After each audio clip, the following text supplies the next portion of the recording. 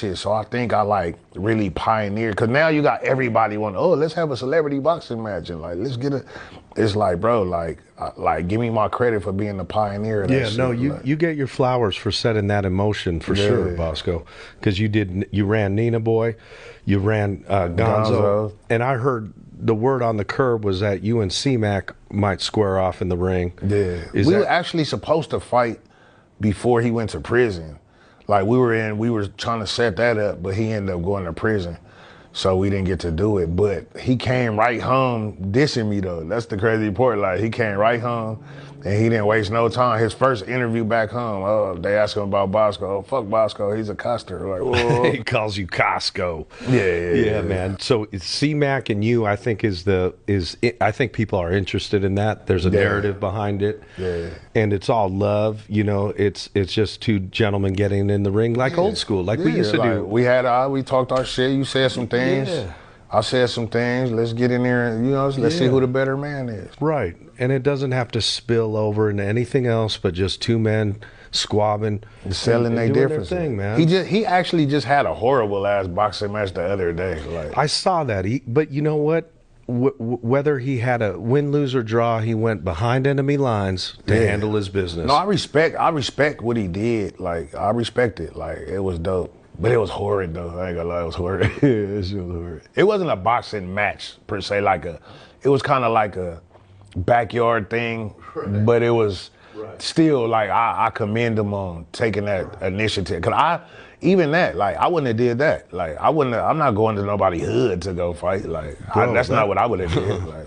And he went there with just two of his homeboys, and that was it. Into their hood, into the Lion's Den. Into the Lion's Den, and there was respect given and respect shown. And this ain't a street thing. Like, you ain't lost no homies. I ain't lost no homies. Like, we ain't drew no blood or anything. It's just a bunch of, you know what I mean? It's just chitty chat, like, basically. So I don't never take any of these dudes too serious. Like, you know what I mean? It's for me. It's just you gonna say what you say, and I'm gonna say what I say. Like, you know what I mean? It's like Skip Bayless on ESPN arguing with, you know what I mean? Whoever. Like, it's like, bro, like it's not.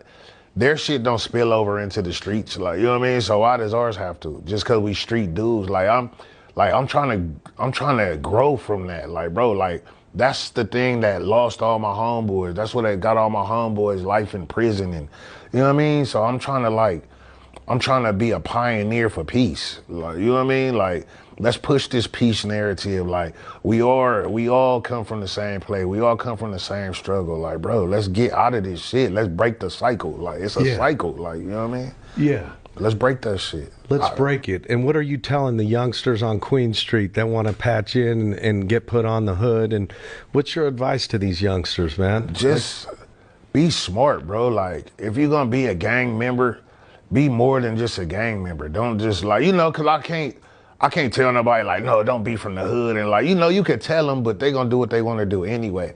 But be more than just that. Like, don't just be that. Like, you can be from the hood and still go to college. Like, you could be from the hood and still, you know what I mean? Just cause you grew up somewhere and this might, cause a lot of people like, they just kind of grew up into it. Like, you live where you live. Your friends are your friends, even if they just so happen to be gang members. It's not always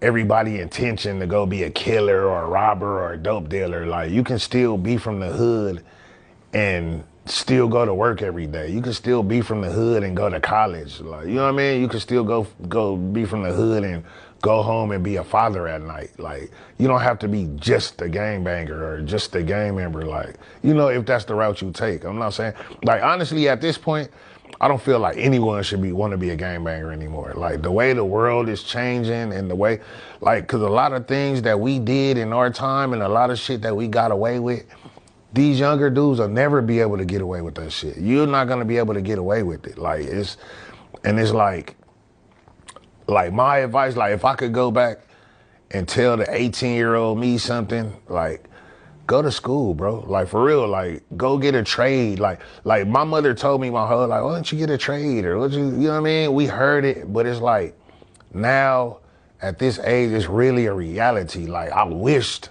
I would have got a trade. Even though I was from the hood, I realized like I still could have really been going to school. I really still could have went and got my truck driver's license. Like the world needs plenty of truck drivers. Like it's like everybody focused on being a rapper. Everybody wants to be a rapper, or like all the girls want to be an Instagram model. It's way more to life than just Instagram and the internet. And I think the internet just messed a lot of people up to where that's all they want to do. Like, bro, it's a whole world out here. It's industry out here, infrastructure. It's like, it's so much more you can do than be a gang member or be a rapper, bro. Like, it's people, I know dudes that's truck drivers and they make way more money than rappers. They got way more shit than rappers have. Like, these people own houses, driving big Teslas, big Harleys, and they drive trucks. They not selling no dope. They not robbing people, like, you know what I mean? Like, but it's just like, it seemed like in our culture, everybody's so stuck on trying to do the same thing. So like, I want to preach to these dudes like, bro, like, it's so much more you can be than just that. Like, you know what I mean? Like, go get you some money, bro. Like, it's really, I know truck drivers making 12 grand a month. It's rappers that don't make 12 grand a year.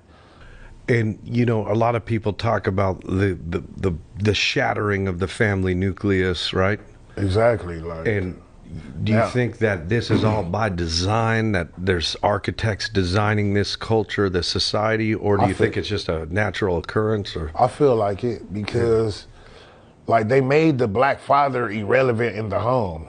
Like they made it irrelevant in the home. Like so many of us, like if you talk to so many black people, we all grew up without a father. Like, oh yeah, my dad wasn't around. It's all the same story. My dad wasn't around. Dad was in prison, or you know what I mean? He was on drugs.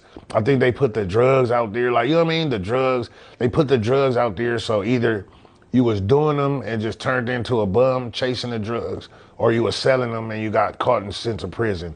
So they kind of like, it made the black father irrelevant in the home. Like before, the father was always the breadwinner. Like, you know what I mean? Mom stay home, she take care of the household. Dad go to work, he make the money. Now, welfare done made it to where, oh yeah, we'll pay you to be a stay-at-home mom. And just made the black father irrelevant in the home. And like, you know what I mean? There's so many stories. There's so many people start from the same place. My father wasn't around. My father wasn't around. So I think it's just like destroying us as a race and as a culture. A lot of these dudes was raised by mothers and aunties. So it's like they starting to pick up a lot of those traits. Like they got a lot of feminine ways about them, bro. It's just like black fathers are needed. Not just black fathers, just father is needed. The family structure is needed in the home. Like, you know what I mean? Whether it's black, white, Hispanic, whatever it is, that family structure is what built us. Like, you know what I mean? It's what, you know, the mother and father, they work, they have kids, they raise their kids, they get old, the kids grow up, they take care of their mother and their father. Like, that was like, it was the family structure. Now it's just like, oh, my mom was always at work, my brother was molesting me. It's just like, it's so much of that. Like, you know what I mean? And it's like, I feel like that family structure is what we need in our life. We need that. Like, you know what I mean? Like, it's like they say, a woman can't raise a man. Like, you know what I mean? And a father can't raise a woman. Like, you know what I mean? He can't make you a woman. You need that. It's a teamwork, make the dream work type of situation. You know what I mean? Like, the mother needs the father and the father needs that mother. And I think people are like just starting to stray away from that too much. Like, now you get nobody wants to be married anymore.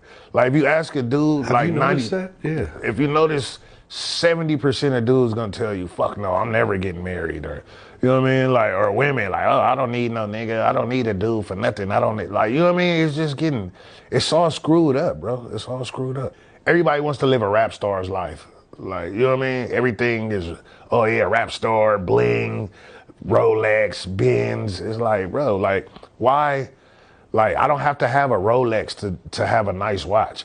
I don't have to drive a Benz to have a nice car. Like, why isn't, you know what I mean? Why isn't a Ford F-150 nice anymore? It's like, no, you gotta have a Benz or you gotta have a Bentley, or like, no, like, what happened to the regular average everyday dude, like with a nice bank account. Like I don't have to have a Benz. Like it's a nice car. Like of course it's a nice car, but everybody doesn't have to drive a Benz. Like you can still have a nice car without having a Benz.